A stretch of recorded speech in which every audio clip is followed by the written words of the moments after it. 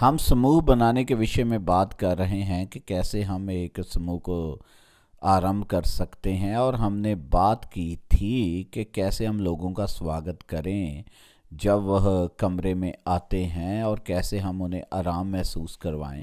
और उसके पश्चात हमने बात की थी आराधना की कि हम एक दो गीत गा सकते हैं और परमेश्वर की ओर ध्यान लगा सकते हैं।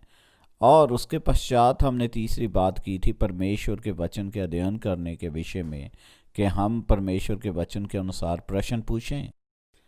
और अब हम बात करना चाहते हैं कि कैसे हम इस समूह को एक घेरे में ला सकते हैं जहां पर हम इसे परिवर्तन लाने वाला बना सकें। परमेश्वर क्या कार्य कर रहा है, परमेश्वर कैसे कार्य कर रहा है, कैसे परमेश्वर आपके समूह को आशीष दे रहा है।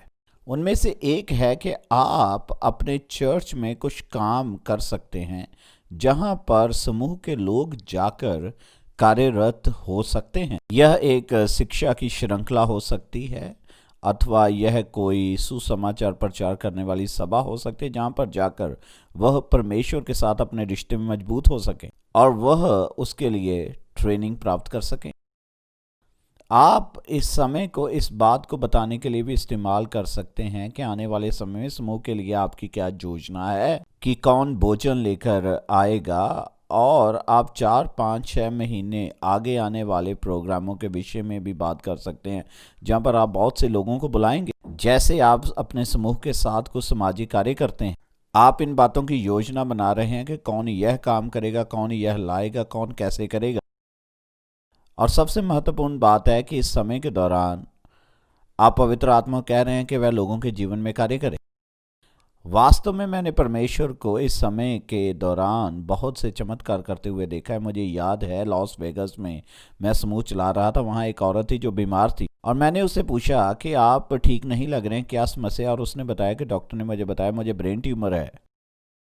हम सभी ने उसके लिए प्रार्थना की, हम सभी उसके साथ एकत्र होकर प्रार्थना करने लगे। और अगले दिन वह डॉक्टर के पास गई तो वह ट्यूमर ना सिर्फ बढ़ना रुक गया परंतु वह ट्यूमर खत्म हो गया। वह ट्यूमर उसके लिए अब डरावनी बात नहीं थी, वह कैंसर नहीं था। उसका पूरा व्यक्तित्व, उसका पूरा जीवन बदल गया जब परमेश्वर ने उसे छुआ, जब हमने उसके लिए प्रार्थना की। हमने देखा परमेश्वर ने उसके जीवन को छू लिया। और ज़्यादातर जब हम लोगों से बात करते हैं तो हम आदमी और औरतों को अलग अलग कर देते हैं।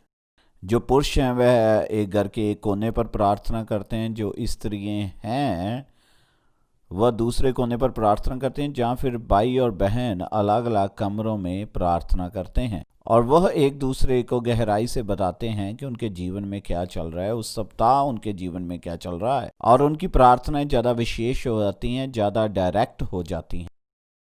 मैं विश्वास करता हूँ हर व्यक्ति जो आपके समूह में आता है उसके लिए प्रार्थना की जानी चाहिए, उसके साथ प्रार्थना की जानी चाहिए और उसे भी प्रार्थना करनी चाहिए। यह कार्य का हिस्सा है, यह कार्य का मुख्य हिस्सा है जहां पर वह लेते हैं जो परमेश्वर उन्हें सिखा रहा है, उसे लागू करते हैं। आप एक समूह को चला सकते हैं और आप उन्हें वचन की शिक्षा दे सकते हैं, परंतु कभी भी आप परमेश्वर के कार्य को नज़रअंदाज ना करें जब आप एक समूह की अगुवाई करते हैं।